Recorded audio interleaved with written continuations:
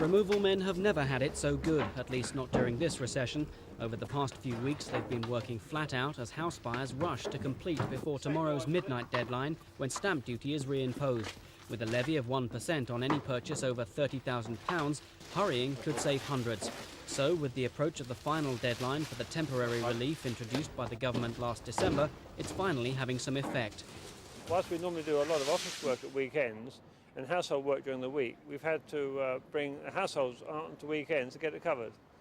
We've even really worked quite late at night, up to sort of 9, 10, 11 o'clock at night to help people get out of the house by the deadline date. But the National Association of Estate Agents, who argue that stamp duty should be permanently scrapped, say this last-minute rush will not kick-start the housing market as the government had hoped. We're not so busy now. We had our busy period in July. Solicitors are run off their feet, as I believe removal firms and other people connected with moves.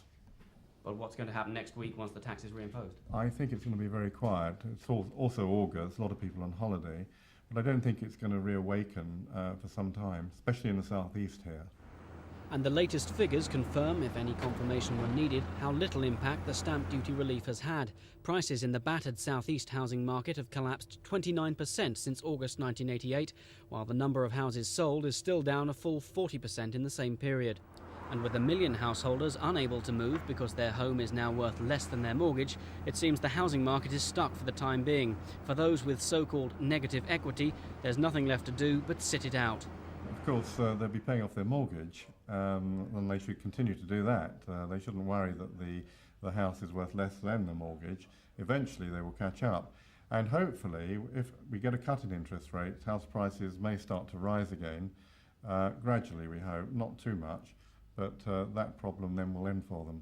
Estate agents say for that to happen, what's needed is a substantial cut in interest rates of 2 or 3% and the permanent scrapping of stamp duty.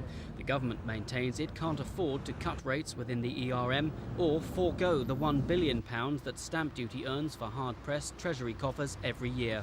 This is David Strawn for Thames News.